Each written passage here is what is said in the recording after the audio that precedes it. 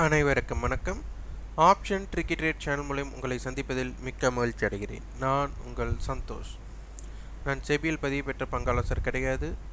இது பயிற்சிக்கான காணொளி. எந்த பரிந்துரையும் நாம் வழங்குவது இல்லை. இன்றைய தினம் பார்த்தீங்கன்னா செப்டம்பர் 19ஆம் தேதி சந்தை எப்படி துவங்க வாய்ப்புன்னு கிஃப்ட் நிஃப்டி பார்க்குறோம். இந்த கிஃப்ட் நிஃப்டி வந்து இப்போ 25,407 வர்த்தமாயிட்டிருக்காங்க. நேரம் 7:15 அடிப்படையில். அப்போ இது ஒரு ஃப்ளாட் ஓப்பன் அப்படின்னு நம்ம தென்படுது. காரணம் என்ன அப்படின்னா, நேற்றைய ஹை ஃபியூச்சரோட ஹை பார்த்தா 25,519, லோ வந்து 25,301, க்ளோஸ் வந்து பார்த்திங்கன்னா 25,396. அப்போது நம்மளுக்கு 25,400க்கு அருகில் வந்து ஓப்பன் ஆகிறதுனால இது வந்து ஒரு ஃப்ளாட் ஓப்பனிங். அதாவது எஸ்டர்டே ஹையோ எஸ்டர்டே லோவோ பிரேக் ஆகாமல் நம்மளுக்கு இன்பிட்வீன் ஓப்பன் அப்படிங்கிறது தான் இது. ஃப்ளாட் ஓப்பன் அல்லது பாசிட்டிவ் ஓப்பன் அப்படின்னு எப்படியாலும் எடுத்துக்கலாம். ஆனால் இந்த ஓப்பனுக்கு ஒரு தகுதி அப்படிங்கிறது வந்துட்டு ஓப்பன் லோ அமைஞ்சு எஸ்டர்டே ஹையோ இல்லை ஓப்பன் ஹை அமைஞ்சு எஸ்டர்டே லோவோ பிரேக் பண்ணும்போது அதற்கு வலிமை ஜாஸ்தி. இல்லை எஸ்டர்டே ஹை எஸ்டர்டே லோ ரெண்டு பிரேக் பண்ணல அப்படின்னா இதற்குள்ளேயே டிகே பண்ணுறதுக்குண்டான வாய்ப்பாக மாற்றி விடுவார்கள். இதை வந்து கொஞ்சம் உற்று கவனிக்கணும். நேற்றைய தினம் பார்த்திங்கன்னா நம்மளுக்கு நிஃப்டி வந்துட்டு நெகட்டிவ் சினாரியோவில் முடிஞ்சிருக்கிறாங்க. பேங்க் நிஃப்டி வந்து பாசிட்டிவ் சினாரியோவில் முடிஞ்சிருக்காங்க. இது வந்து ஒரு இண்டெக்ஸ் ரேஷியோ ஷார்ட்டேஜ் அப்படின்னு சொல்லுவாங்க. அப்போ இந்த இண்டெக்ஸ் ரேஷியோ ஷார்ட்டேஜ் அப்படிங்கும்போது நேற்றைய தினம் பேங்க் நிஃப்டி ஏற்றுனதுனால நிஃப்டி ஏற்றாததுனால என்ன பண்ணலாம் அப்படின்னா, நிஃப்டியை இன்றைக்கி ஏற்றி பேங்க் நிஃப்டியை வந்துட்டு நெகட்டிவ் பண்ணி சமநிலைப்படுத்தலாம். அல்லது நிஃப்டியை இன்றைக்கி இறக்கி பேங்க் நிஃப்டியும் இறக்கி வலிமை குன்றியதாக சந்தை மாற்றக்கூடிய வல்லமை உண்டு. அல்லது ரெண்டுமே ஃப்ளாட்டாக முடிக்கிறதுக்கு வாய்ப்புகள் பண்ணலாம். அதாவது இந்த இண்டெக்ஸ் ரேஷியோ ஷார்ட்டேஜை சமநிலைப்படுத்தணும். இது ரொம்ப ரொம்ப முக்கியம். ஆனால் இதில் பார்த்தீங்கன்னா நிஃப்டி வந்துட்டு லைஃப் ஹையை பிரேக் பண்ணும்போது பேங்க் நிஃப்டி பண்ணல. இப்போ பேங்க் நிஃப்டியை வந்துட்டு அதுக்கு அருகில் கொண்டு வந்திருக்காங்க. அதனால் வந்துட்டு இம்பேக்ட் எப்படி வேணாலும் பண்ணலாம். இது ரொம்ப முக்கியம். அடுத்தது நிஃப்டியோட ஹிஸ்டாரிக்கல் டேட்டா நம்மளுக்கு தெரியணும். சென்ற வாரத்தோட ஹை அப்படிங்கிறது நம்மளுக்கு ரொம்ப ரொம்ப முக்கியம். சென்ற வாரத்தோட ஹை அப்படின்னு பார்த்தா 25,433.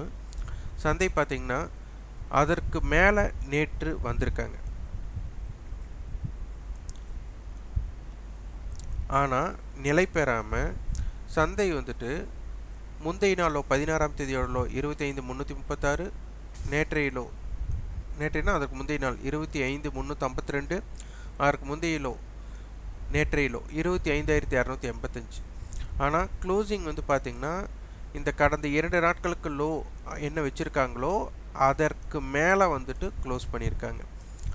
அப்போது இங்கே நம்மளுக்கு புரிச்சுக்கணும், நம்ம சொல்லியிருக்கோம் லாஸ்ட் வீக்கோட ஹை அபோவ் இருக்கக்கூடிய சூழ்நிலை இருந்தால் நம்மளுக்கு கால் செல்லர் பேனிக் ஆவாங்கன்ட்டு. இப்போ இந்த இடத்துல நம்ம யோசிக்க பார்த்தா நம்மளுக்கு லாஸ்ட் வீக்கோட ஹைக்கு மேலே நிலை பெற்றால் மட்டும்தான் கால் செல்லர் பேனிக் ஆவாங்க. அப்படி இல்லாத பட்சத்தில் ஒரு வாரத்தோட ரேஞ்ச் நம்மளுக்கு என்ன பண்ணணும்னா 300 புள்ளிகள் வேணும். இப்போ ஹை இதில் அதிகபட்சமான ஹை அப்படின்னு எடுத்துக்கிட்டா இந்த 3 நாட்களில் 25,482, குறைந்தபட்ச லோன் எடுத்துட்டா 25,285. அப்போ நேற்றைய தினம் பார்த்திங்கன்னா அதிகபட்ச ஹையும் போயிருக்கு, குறைந்தபட்ச லோவும் போயிருக்காங்க. க்ளோசிங்கு குறைந்தபட்ச லோவாக கொடுத்துருக்கு. இந்த 3 நாட்கள் குறைந்தபட்ச லோவாக கொடுத்துருக்காங்க. இப்போ இதனுடைய மிட் பாயிண்ட்டுன்னு பார்த்தா நம்மளுக்கு வந்துட்டு 25,380 அப்படிங்கிறது நம்மளுக்கு தெரியுது. ஏன்னா 200 புள்ளி தான் நம்மளுக்கு மூவ்மெண்ட் பண்ணியிருக்காங்க. இன்னொரு 100 புள்ளிகள் வேணும். அப்போ 25,380க்கு மேலே நிலை பெற்றால் 380க்கு கீழே நிலை பெற்றால் அப்படிங்கிற இம்பேக்ட் வரும். லாஸ்ட் வீக்கோட க்ளோஸ் நம்மளுக்கு இது ரொம்ப முக்கியம். இந்த வாரத்தோட ஓப்பன் அப்படிங்கிறது முக்கியம். இந்த வாரத்தில் இந்த 3 நாட்களில் அதிகபட்ச ஹை முக்கியம். இந்த வாரத்தில் குறைந்தபட்ச லோ முக்கியம்.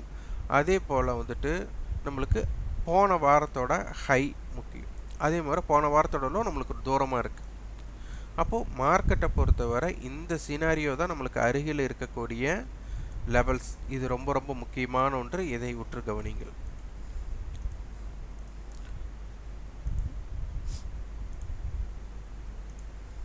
நேற்று அட்டவணை என்ன கொடுத்துருக்காங்கன்னு பார்க்கணும்.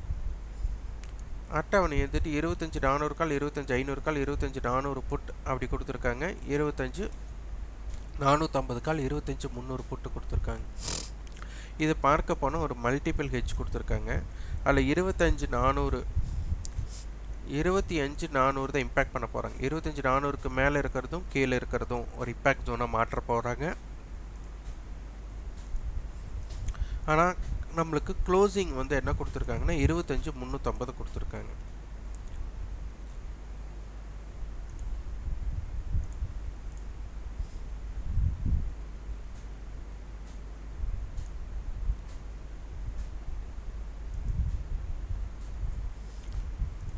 இருபத்தி 375 ஃபியூச்சர் க்ளோசிங் நடந்திருக்கு. காரணம் பார்த்தா நம்மளுக்கு 20 ரூபா தொலைவு புட்டு அதிகமாக இருக்காங்களா 25 380ன்னு வச்சுக்கலாம். இப்போ 25 400 கால் புட்டையும் எடுத்துக்கலாம், இல்லை 25 350 கால் புட்டையும் எடுத்துக்கலாம். இப்போ நான் 350 கால் புட்டு எடுத்துக்கிறேன். 25 350 இதுக்கு இப்போ நான் எப்படி கணக்கீடு பண்ணுறேன்னா அது 25 400க்கு நீங்கள் கணக்கீடு பண்ணணும். அதை நான் பண்ணல. 25 350 புட் ஆப்ஷன் அப்படின்னு பார்த்தோம்னா 162 ரூபா கொடுத்துருக்காங்க. அப்போ 25 190 188 போடணும். நான் ரவுண்ட் ஆஃப் பண்ணிட்டேன். இது 190 வச்சுட்டா 25 540 இந்த ஜோன் இவங்களோட எல்லையாக இருக்குது. க்ளோசிங் பார்த்தா நம்மளுக்கு புட்டு 94 ரூபா, 25 290 260, இவங்க க்ளோசிங் 123 ரூபா. அப்போ 25 473. இந்த ரெண்டு பிரீமியத்தையும் ஆட் பண்ணால் நம்மளுக்கு ஒரு 200 இதோட 100 கூட்டினாலே 220. அப்போ 220ன்னு வச்சுக்கலாம். அப்போ 25 350 இவங்களோடது 220 கூட்டினா 25 570. இந்த பக்கம் 220 புள்ளிகளை கழிச்சா 25 130. இந்த ஜோன் இந்த 25 350 கால் போட்டோட இம்பேக்ட் ஜோனாக பார்க்கப்படுகிறது.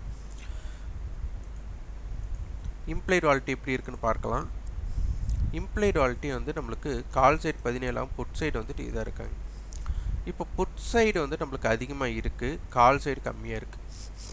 இதுக்கு வந்து நம்மளுக்கு என்ன பண்ணணும் அப்படின்னா, புட் சைடு பலமாக இருக்குது அப்படின்னால கீழே போகணும்னா முதல் இவங்க வந்து ஒரு பாசிட்டிவிட்டியாக இருக்கணும். இவங்க பாசிட்டிவிட்டியாக இல்லை அப்படின்னா இவங்க பாசிட்டிவிட்டியாக இருக்கணும். அப்போ இவங்களும் பாசிட்டிவிட்டியாக இல்லைன்னா அப்போ டிகே பண்ண போகிறாங்கன்னு அர்த்தம். அப்போ இது நன்றாக புரிந்து கொள்ளணும். அப்போ இந்த இடத்துல இருந்து யார் நம்மளுக்கு வந்து ப்ரீவியஸ் க்ளோஸ்க்கு மேலேயும் எஸ்டர்டே ஹைக்கு மேலே யாராக இருந்தாலும் சரி, காலாக இருந்தாலும் சரி, புட்டாக இருந்தாலும் சரி இம்பேக்ட் பண்ணுறாங்க பார்க்கணும்.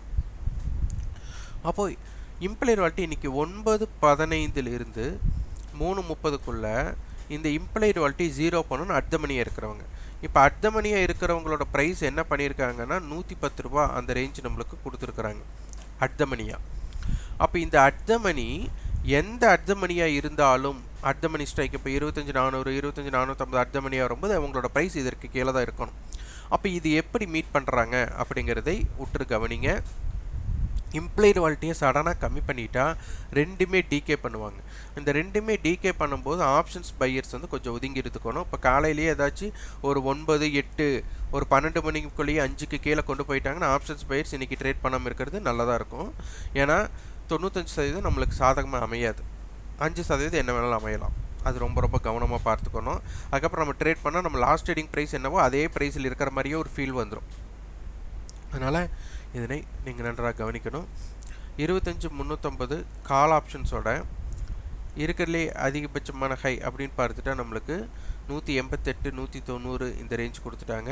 குறைந்தபட்ச லோ அப்படின்னு எடுத்துக்கிட்டால் நம்மளுக்கு இந்த 4 நாட்களை விட அதற்கு முந்தைய நாள் வந்து கம்மியாக இருக்காங்க.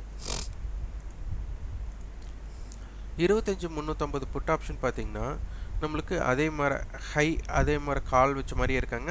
புட்டு வந்துட்டு நேற்றைய லோ அப்படிங்கிறது 46 இருக்குது, 62 69 112 இருக்காங்க. இப்போ க்ளோசிங் வந்து நம்மளுக்கு 94 கொடுத்துருக்காங்க.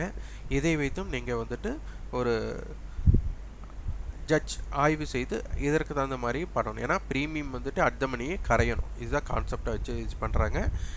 அட்டவணையில் 25,400 கொடுத்துருக்குறாங்க. 400 கால் புட் என்ன இம்பேக்ட் பண்ணுது அப்படிங்கிறதை ஆய்வு செய்யுங்க. இன்றைக்கி வந்துட்டு ஓப்பன் ஈக்குவல் டு லோ கொடுக்குறாங்களா, இல்லை ஓப்பன் ஈக்குவல் டு ஹை கொடுக்குறாங்களா, அப்படி இல்லைன்னா என்ன நடக்குது அப்படிங்கிற அடிப்படையில் பாருங்கள். இந்த காணொலி உங்களுக்கு பயனுள்ளதாக இருந்தால் லைக் பண்ணுங்கள், ஷேர் பண்ணுங்கள், சப்ஸ்கிரைப் கண்டிப்பாக உங்கள் ஃபீட்பேக் கமெண்ட் பாக்ஸில் பதிவு பண்ணுங்கள். நன்றி, வணக்கம்.